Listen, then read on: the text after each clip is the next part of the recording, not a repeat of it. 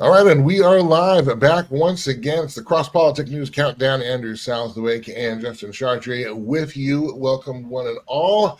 And this we just had the 2025 off-year elections, and they were, I think, some of the more interesting and maybe impactful off-year elections that I can remember, maybe even in my lifetime. Usually, we're voting on marginal tax rates and county lines and things like that.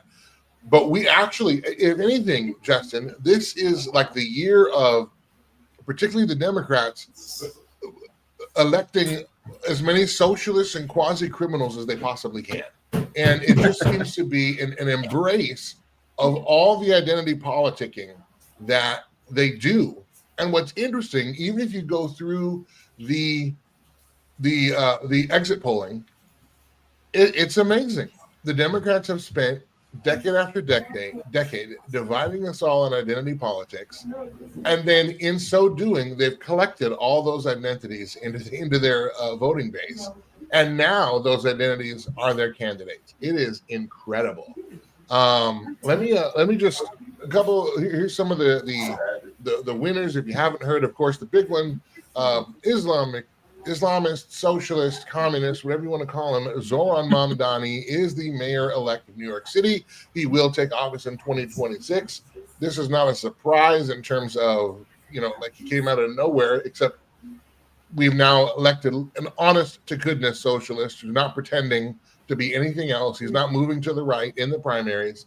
That is certainly something. Abigail Spanberger, Democrat, won the governorship in Virginia. We're going to talk about Virginia and what that was worth because the GOP got their butts handed to them in the state of Virginia. Mickey Sherrill, Democrat, won the governorship in New Jersey.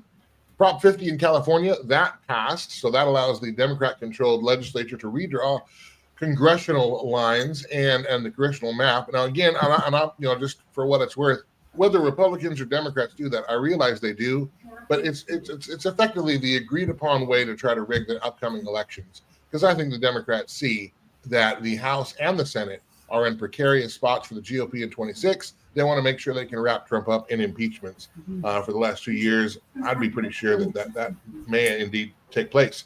Jay Jones, the Democrat, won the Attorney General race in Virginia.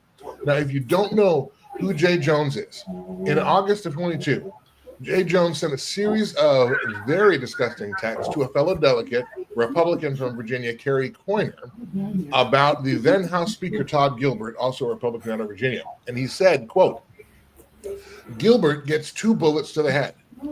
Spoiler, if you put Gilbert in the crew with the 2 worst people you know, he receives both bullets every time. Jones then went on to say that he hoped Gilbert's children would die so that Gilbert's wife would feel the pain, quote unquote, that Gilbert and his wife were, again, quote, breeding little fascists.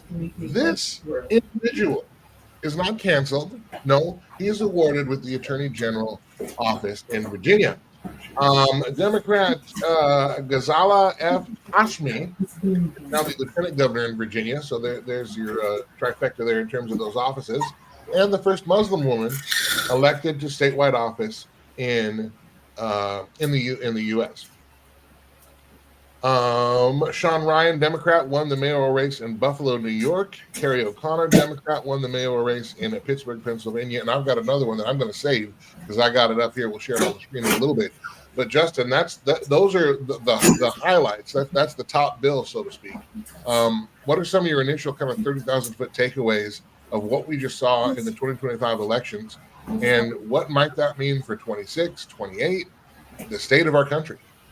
Yeah, so just off the top, some of my initial reactions are when you look at these, you're looking at elections in states that have, at least for the last couple of decades or longer, been consistently left-leaning Democrat, haven kind of states, and what we thought was happening in 2024 appears to maybe not be happening in the years now going forward, as we obviously kind of creep into the next election cycle for the presidency in 2028, which is thinking that we were making some inroads towards either a central position or even a right-leaning position in states like Virginia, even in places like New Jersey, places like that.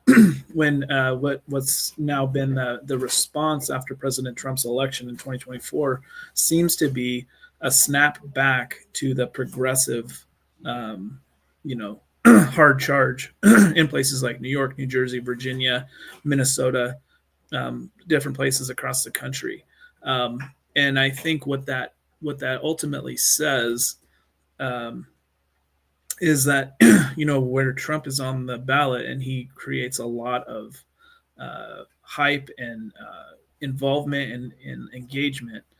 Without him on the ballot, and with the Democrats kind of running back. So this is the crazy thing to me, I think, is that you mentioned a number of highly progressive candidates gaining these elections, people that have socialist and communist ideologies, who are Muslim, atheist, LGBT, whatever.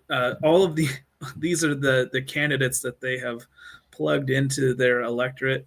And what's funny is a lot of times I feel like they are trying to run on this very moderate centrist, we're bringing down the temperature. The same play they ran with Biden in 2020. They're doing the same thing again with even more progressive, more leftist, ideologically, leaning candidates than they were even, 4 or 5 years ago. It's interesting. I was looking as you were talking. I was trying to look up what Trump's down ballot effect has been, and it's interesting. The best down ballot effect he has had since 2016 is basically a plus 2%. In every other, whether it's a midterm, an off year, or a general, Trump's down ballot effect has actually been net negative to the GOP. Yeah. And what's interesting is, I wonder if we actually made the inroads we think we did in terms of ideological messaging and winning people to our side, because it seems like really what's been happening is it's going from one extreme to the other, and maybe if there's any common ground, people just, I think, want to be left alone. And unfortunately, we're not seeing candidates that are very good at doing that.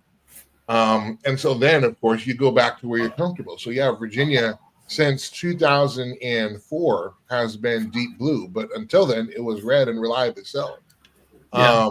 However, deep blue all the way through, and it doesn't even matter who is on the ballot or what their history is or anything like that. We're just going to vote now for our favorite letter of the alphabet or our favorite color of the rainbow, and in some cases, literally the rainbow, as it were. Do you think that? Here's what I think. I think you had Elon coming in that brought some people in 24.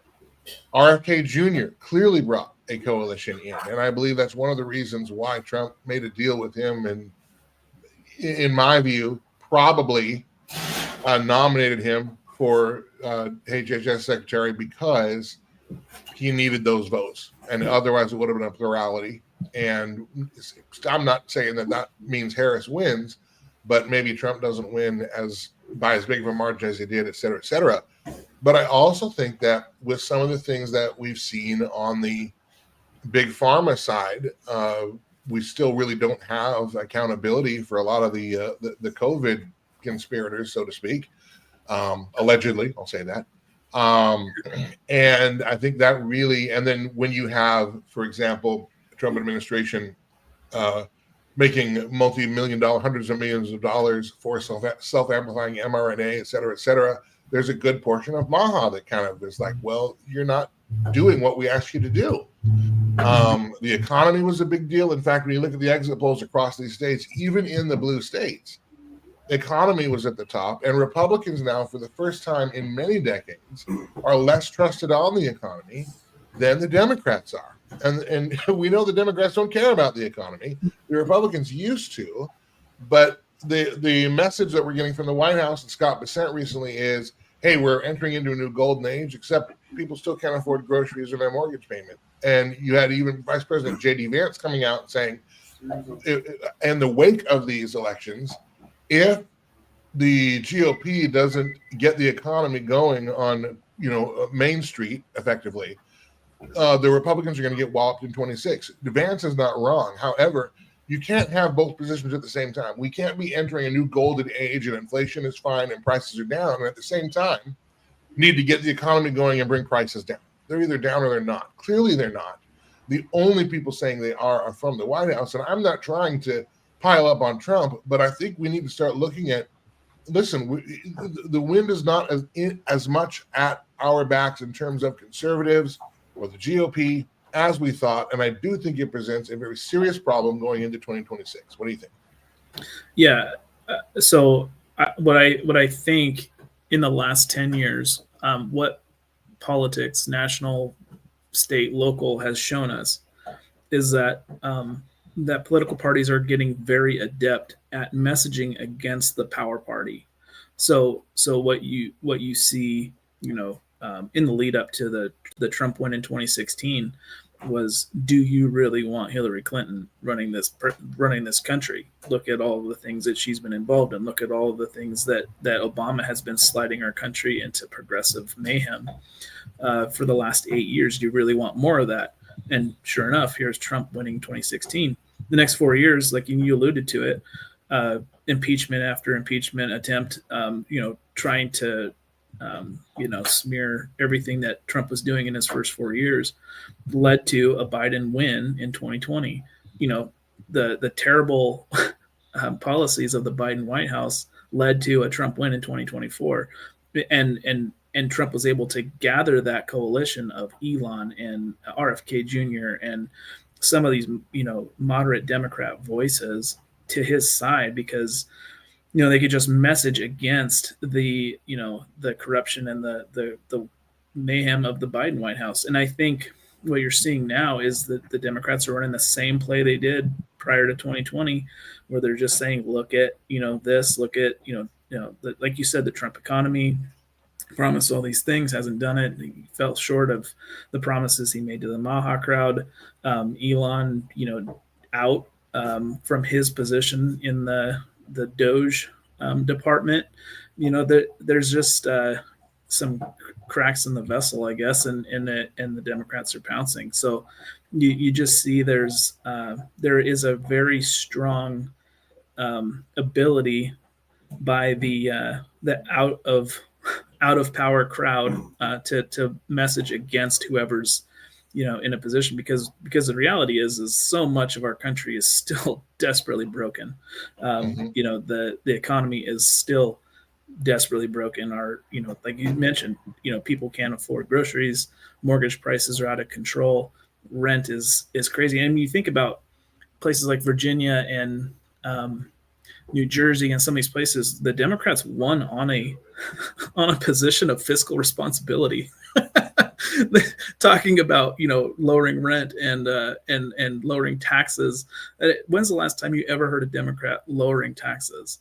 I mean, they can message that all they want. It's never happened, in the last century. So good luck with that. But that's what they're messaging on, because people want to hear that, and that's what they want to vote for. Well, and the thing is, just politically speaking, they do have they do have messaging. I mean, obviously, the Democrats are way better messengers than the Republicans. Always, they're just better at it. They also play to win. The Republicans play to be there. I mean, politically, they just are and do. But for example, with tariffs, whatever people think about tariffs, all right, I can see how they can be strategic and acute, but in terms of a long-term economic policy, unless you're going to at the same time dismantle the IRS, because eventually those tariffs will get to the consumer at some point. The businesses will not be able to absorb those costs forever, because you can't operate at a loss forever. At some point, you got to make a profit. But the Democrats now can say, whether true or not, that they can pin a lot of the economic problems, say Trump didn't do anything but raise your taxes via tariffs and stubborn inflation. And And they're right, because again, you're going to look at your grocery bill and see that it's now $112 for 2 bags of groceries. You're going to look at your electric bill and see all the deals with big tech to make data centers all over the place. Data centers that themselves draw more power usually than the communities that they're in combined. And yet those costs are being passed on to the consumers in their own electric bill. We're subsidizing those things. They're going to be able to point to all that stuff. I don't see the GOP doing anything about it. And I realize that Virginia is deep blue. I realize that New York City is deep blue. I realize that Maine, we're going to talk about that in just a second, is deep blue. But, and yes, it could be going back to, well, this is just what they've always been. But I think we had an opportunity to actually make the coalition that hung around in 24. I think we had an opportunity to win some of them, and I think we missed it. And now we go back to those kinds of electorate norms, and the problem is, as we were talking about, that portends some doom for 26, especially with all the redistricting happening, Prop 50 passing in California, so on and so forth. I want to show you this. I don't know if you've seen this. Let me bring this up. This is really, because again, I went through the winners. We elected, Islamist, socialist, first Muslim woman. We've elected actually a convicted killer in Maine. Let me bring this up here. In Bangor, Maine, no less, home of Stephen King. Let's see here. It's the next novel idea. Whoops-a-daisy. Yeah, this, you can probably tell us off of PJ Media. Get that out of the way. A banger of a creepy tale. Convicted killer finds your calling in politics. Let's see. It talks about Graham Plattner as a Democrat who lives south of Bangor, trying to unseat Susan Collins, who is the Republican senator from Maine, but is a Democrat all over the place. Anyway, meet Angela Walker, just elected to Bangor, Maine City Council, previously convicted of manslaughter, sentenced to 10 years for killing a tourist, allegedly because he called her a racist name. He was found severely beaten and suffocated with sand stuffed down his throat. Let's see. Walker had said that Rogers used an offensive slur against her. Rogers could not be reached to confirm if this is true because, of course, he is dead. Then altercation ensued that left Rogers looking like something from a Stephen King novel, but it wasn't the pounding he took that killed him. It wasn't the beating, because someone shoved sand down Rogers' throat to the point where he suffocated. And, of course, it was a local Maine fisherman, true to plot, who found the dead body. Here's the from the Maine Wire. Walker was convicted 23 years ago in the brutal Old Orchard Beach killing of Derek Rogers, a Canadian tourist who allegedly called her a racist name. Can't prove that. We don't know. He's dead. Cops found that Rogers had been severely beaten, suffocated to death with sand forced down his throat. His lifeless body found August 1st of 2002 in a section of the popular coastal beach town known as Ocean Park. He'd been a musician who played trombone for the Canadian Central Command Band. His family vacationed at Old Orchard for generations. But Walker had left Old Orchard to return to work. Rogers was staying longer. He was found dead by a fisherman shortly after 3 a.m. In August of 2002. The type of people that we are, I'm sorry, I thought that was on the screen. There you go. The type of people that we are electing, as I mentioned in the open, it seems like we're electing all the miscreants, criminals. We've complained about it. Why do the criminals seem to have more rights than the law-abiding ones? Why is it that when we want to crack down on crime, we crack down on the good guys? Why is it that gun control focuses on the people who are not doing bad things with their weapons? Why is it that we're the ones who have to be boiled, when we go through the TSA at the airport, and not those who might actually be up to, no good? Granny and 87-year-old grandma gets hauled off to the interrogation room. But we see this over and over again, and jailbreak is another great example of this. We need to be compassionate. We need to be empathetic towards those who are killing tourists, and we need to elect them to city council. Yet if you go online and say, I think the jabs might be bad for you, well, we'll ruin your life because of it. what do you see? Again, I just think this is more of a clue as to the spiritual state and the worldview state of our nation right now. It's alarming to me. Maybe it's not so to you, and I'm willing to be persuaded here. Does this election tell us a little bit more, really, about America's worldview right now? Yeah, I think absolutely it does. I think you don't have a Muslim socialist become the mayor of the largest city in the country without seeing a spiritual deadness in the nation at large. I mean, essentially you have a man whose ideological bent is so antithetical to our nation's founding, in terms of Republican form of government, Christian, God-fearing nation. You instead now have in that place people who are electing a man because he's promised them free bus rides and low rent. That is the lowest common denominator for a people. You're essentially telling them, hey, you can be a slave in your nation, but at least you can ride the bus for free. That's essentially what we're saying. And in a situation like what you just presented here in Bangor, Maine, I think what it does is it reveals some identity, how identity politics ends up being the force du jour for most of the election, and that's because there is a rampant apathy among Christian men and women who have the ability to vote their conscience, the ability to vote Christ as King, in the way that they elect people. But instead, what you see is just apathy, and it's because there's no fire when it comes to local elections. I don't know if Bangor, Maine is, a majority conservative or liberal place. It's in Maine, so likelihood is Yeah, it's probably liberal. pretty liberal. Yeah. Yeah, so that exists, but I'm just going to step into kind of my backyard here in Spokane, Washington. Mm-hmm. We are a historically conservative, right leaning, Trump voting, Republican sending, constituency, and Spokane just elected, a 5-2 liberal majority, including 2 socialists, to the city council, because people do not care what happens in their local politics. They look at politics like a game. They look at it like a TV show. They want to see all of the hype and all of the excitement. They don't care about policy. They don't care what's happening, broadly speaking, around their city or their country. And so they're just willing to let this stuff happen. The fact that What that woman won her election is just proof of the fact that there's nobody better that's being presented. It's not even that her policies are fantastic. It's just who are they putting up against her?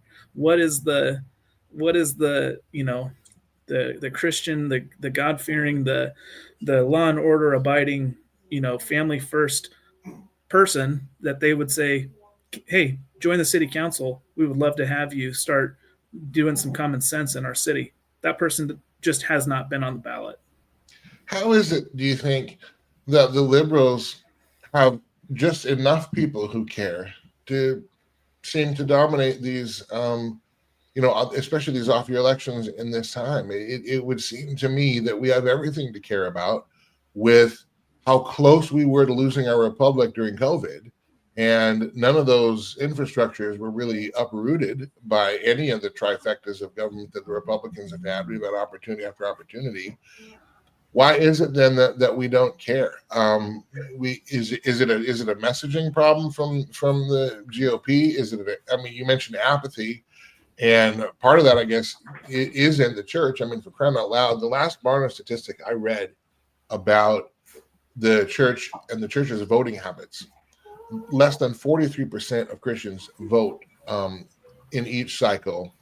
And really, that's graded on a curve because more come out for the general than obviously the midterms and the off years. But I mean, that's less than 43%. So even when we are at 43%, like these are the mobilized Christians, that's still not even half of the believers who vote. Yeah. We that alone could change the trajectory of the country, not just in terms of voting, but probably in candidate quality as well. We don't. The ones who do, for crying out loud, a socialist, a convicted murderer. I mean, these people are advancing to the you know. Well, I will say now the convicted murderer ran as an independent in Maine, in Bangor. Okay. So this is not on the Democrats, but you better believe the Democrats will count her vote in their caucuses in the state. You know what I'm saying? Oh yeah. It's like, Yep. do you think it's messaging? Do you think it's just apathy? Because why don't we care more about the direction of our nation? That is $1 million question. You know, with COVID, that happened 5 years ago. Well, we're still drowning in its effects right now. Absolutely, but nobody is mobilized off of what happened 5 years ago. They're mobilized off of what happened 5 minutes ago, or what's going to happen 5 minutes from now. Mm-hmm. The lack of connection with history, the lack of connection, even recent history, the lack of connection to those things, is a massive problem, and it impacts. I mean, you can just see it. There's so much wide swings. There's so many wide swings between election cycles. That's not an accident. That's because people do not think in terms of generations or in terms of time frames. They think about the here and now, and they think about, well, what's happening now? Well, I'm not happy right now, so whoever's in power, there must be to blame. Let's get them out. That was literally, in my hometown, that was literally the slogan for every challenger: vote out incumbents. Why? We don't know. We're supposed to. We just got to vote out the incumbents. We got to get rid of whoever's making my life miserable. But having no understanding for, what it requires to be an engaged citizen who has any desire whatsoever to see any actual change happen in their community. The Virginia results, I think a lot of those too were a response to Glenn Youngkin. I think he fumbled a few big opportunities in his governorship, and then you have a knee-jerk response to that. But I also think that that's, again, an overall, I think it's a rejection of the impotence of the GOP. This is my big right now. Mm-hmm. This is what I think it is. I think that's one of the reasons why we quote unquote don't care. I think we do care, but I do think that we are increasingly alienating and discouraging our voter base cycle after cycle, because we send you in to hold Big Pharma accountable, and instead you make deals with them. We send you in to bring down the price of groceries, and instead you pass a bill which keeps the same COVID level spending that Biden had, and allows inflation to persist. We do not effectively engage or have a conversation, and I get it. There's no electoral appetite to talk about what we call entitlements, which, by the way, that's welfare. Okay, it's all welfare. But every system we have now is backstopped with welfare. It is the number one driver of our debt, and we won't talk about it because everybody just wants to win their acute election. But the problem is then, particularly because the Democrats run on welfare, the progressives run on welfare. They want a welfare state. They want state control of everything. So welfare suits them. The Republicans, token opposition, say, whatever, we want to at least have, work requirements or whatever the heck it is. They pretend to be for those kinds of values, self-sufficiency, that kind of thing. Mm-hmm. But we send them in, and time after time, they do not do what we send them in to do. And this is not just Trump or Biden. This is the way it has gone. And I think that one of the, and I don't know how to win. I don't know how this turns around, particularly in one or two cycles, because it took many cycles to get here. And I think people are just saying, I can vote for them, but so what? Because and here's how it goes. The Democrats get in, they push too far to the left.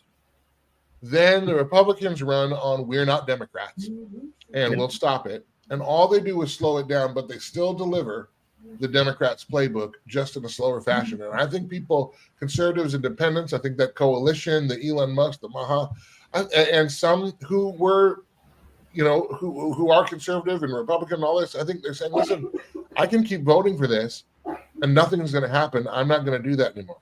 That's going to be a short-term problem for the Republicans, but nonetheless, I think that's where we are. Yeah, I think there's a big problem. I constantly am surprised because I look at what Biden ran on in 2020 and the things that were promised and then the things that were actually delivered, and you look at the biggest stories from the 2020 to 2024. It was, your kids are under assault from LGBTQ progressives that are just inundating them in public schools. You have, the trans madness happening all over the country. You have the aftermath of COVID where, economy was in the toilet and inflation was soaring into just complete nuttiness. And, the mortgages, mortgage rates, everything was just out of control. And then, so it seemed like after 2024, it was like, man, not only is Trump winning 2024, but JD Vance is going to walk away with 2028 because there's so much momentum against that. What happens a year later? The progressives are still running on the same platform they always run on, and people still buy it hook, line, and sinker. How is that possible? Because there is just an apathy and a deadness. There's just no desire to see real change. And I think one of the biggest problems is, you mentioned it, is the conservatives don't run on a platform of they're not desiring to see change. They're desiring to see sameness. Mm-hmm. So there is a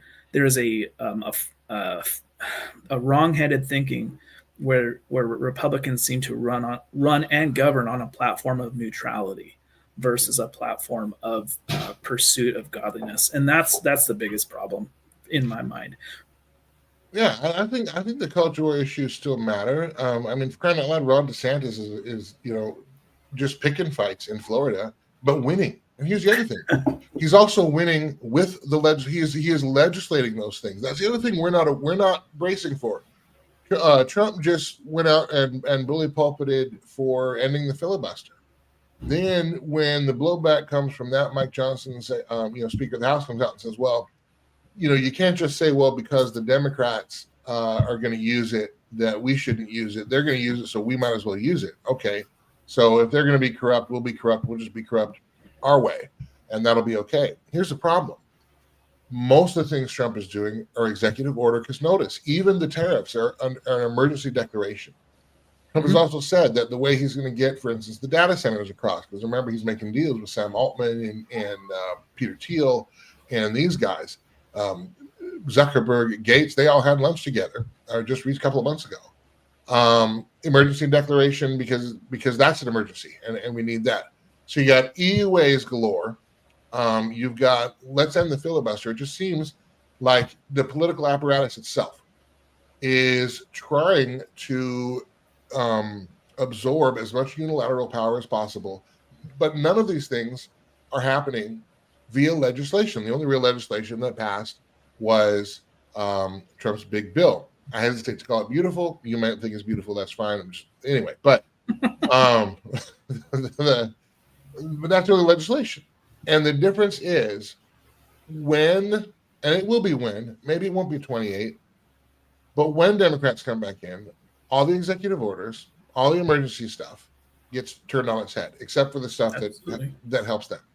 So we're not really doing anything that's helping America in the long term. We're actually creating political whiplash that eventually will just fatigue America. And I think if we're fatigued, you want to talk about being apathetic.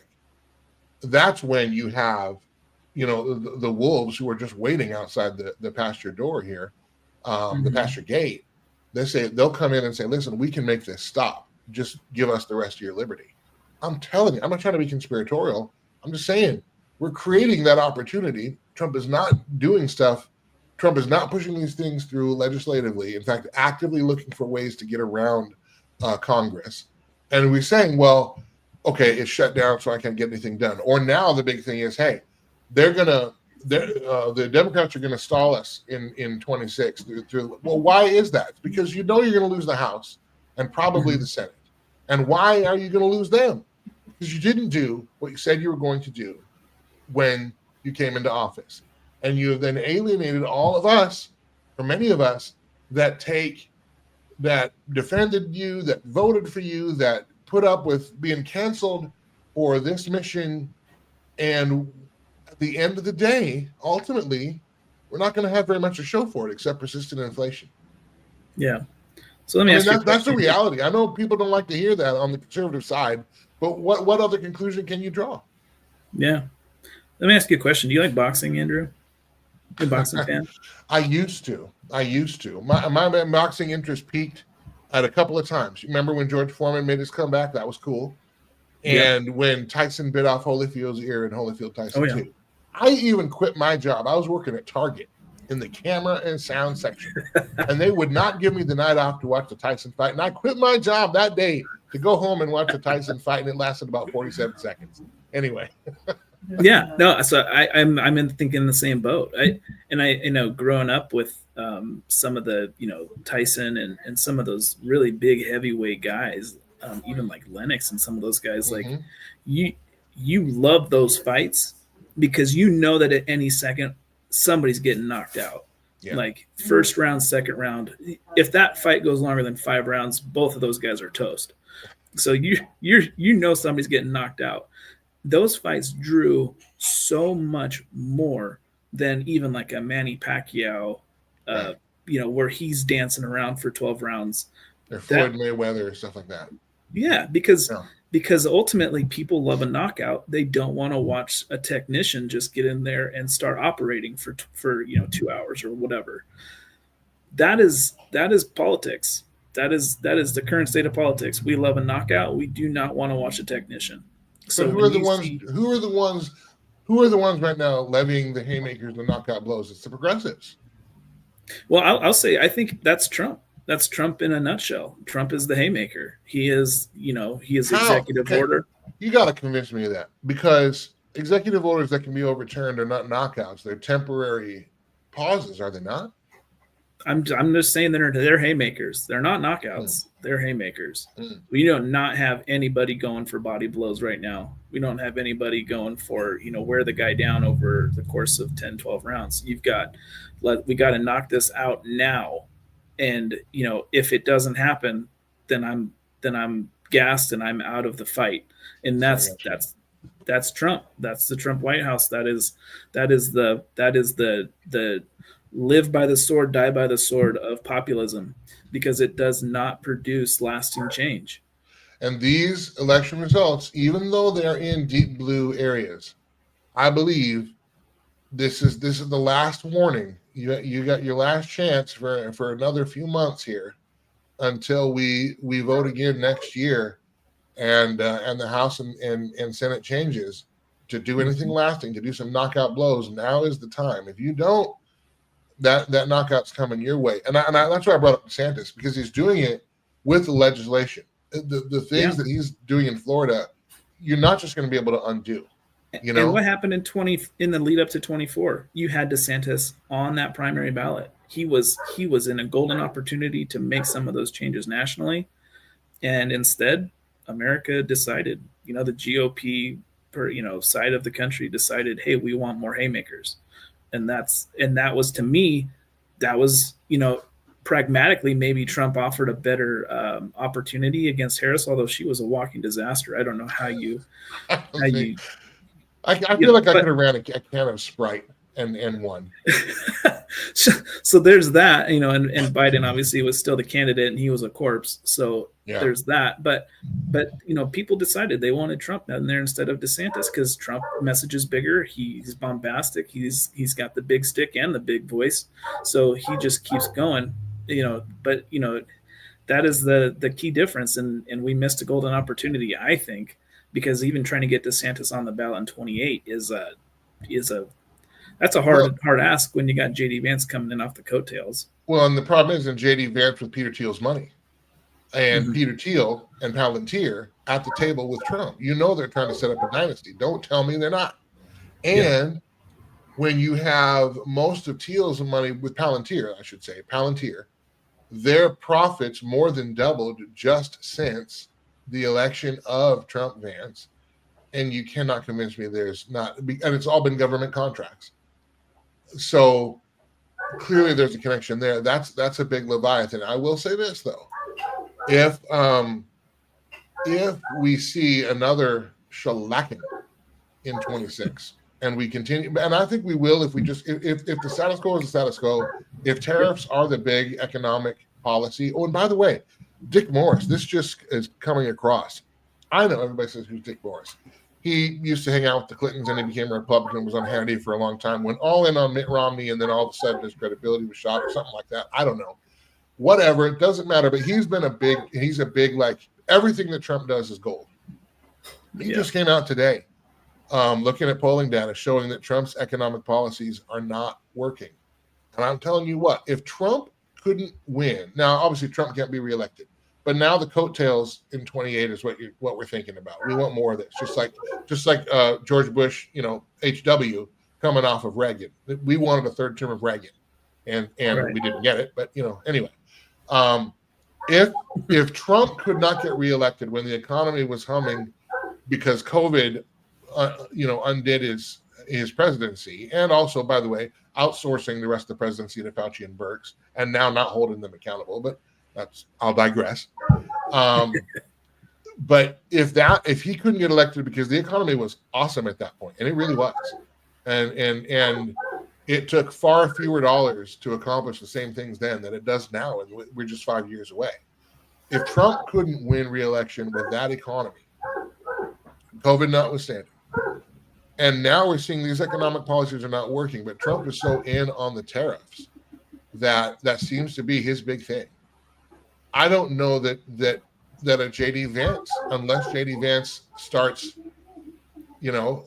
distancing himself from his boss in the White House, that could open up the primary field, is what I'm saying. And and in saying that, I'm not like, oh boy, I hope the economy just craters. But I mean, for crying out loud, if we stay on the same way, 26, we are going to get our lunch handed to us. And that could open the door maybe for someone, a DeSantis or somebody like that. And if that's the case, then I think our job, and you tell me, has got to be, we got to get people out in the primaries. We got to get people out to make sure that we have the right people running, or as many of the right people running as possible, because there's still a huge mess to fix. And the good things that Trump did do in the executive order, we don't want those to go away. We need to codify that into law as soon as possible. Yeah, I think that would be a great opportunity, I feel like, to change the messaging too on a national level. What I would love to see, because I think you're right, people still we still need to talk culture war stuff. We still need to talk about what's happening in public schools. We still need to talk about what all of the, what's happening culturally. But that cannot be a platform by which we run national elections, because guess what? That will never change. What is happening in your small community? What is happening in your school board? That President Trump doesn't have anything to do with that. So we can't run our national elections on, that kind of stuff. We need to be running on, we're going to make policy changes that are going to have staying power because we have a legislature that will back it up. That and making that the messaging is a work. That's a yeoman's work for media, for people like you and me, for people who are active and engaged in their local communities. We need to invert, again, I say this all the time, we need to invert how we look at politics. You want to see real change happen? Get engaged locally. You want to see, things that are going to create lasting transformation? That's where you put forward candidates nationally that have an eye for legacy and continuance, not just a, flash in the pan, and that's that's good for one election cycle. I don't want that. I don't want that candidate anymore. I think we're kind of sick of that. Yeah. And I think now that is something I think that can galvanize, not in terms of I want to vote against that, but I demand to vote for something, for a change. Yep. Yep. All right, we went overtime on this one, man. I want to make sure. Is there anything else we want to note? Stuff coming up with CrossPolitic News. I didn't even rep on this stuff. CrossPolitic News, CrossPoliticNews.com, CP News USA on X. find articles and all kinds of good stuff there. Of course, the CrossPolitic Countdown, Fridays, noon Eastern, roughly. We'll be with you next week as well. But Justin, anything that we need to be looking out for, we should be looking out for, be excited for coming up on the CrossPolitic News World? Yeah, I think we got a story coming out here this weekend. We got one of our writers who has taken some looks at some of the bigger national voices in conservatism, like Candace Owens and others. Luke Edison, he's written a story about Tucker Carlson, so I would encourage everybody to take a look at that. Like him or hate him, you want to kind of check that out and kind of maybe see a little bit deeper dive into kind of some of his changes that he has made to his on-air personality, if you want to call it that, over the last several years. We've got some other stories coming out. I would expect to see some kind of reaction to the election cycles in some of our local and state elections. So that's some things to probably look forward to over the next week. And obviously, we're going into sort of the holiday season, Thanksgiving and Christmas coming up here soon. So, we're going to try and maybe gear some content that might have a little bit of a more thankful and hopeful touch to them as we kind of approach the season of Advent. Very good. All right. Well, that's going to do it for this edition of CrossPolitic Countdown. Again, for Justin Chartree, I'm Andrew Southwick. Thank you for being with us on this episode, whether watching live or on demand, and we will see you again next week. Remember, CrossPoliticNews.com, CrossPoliticNews.com, CP News USA on X.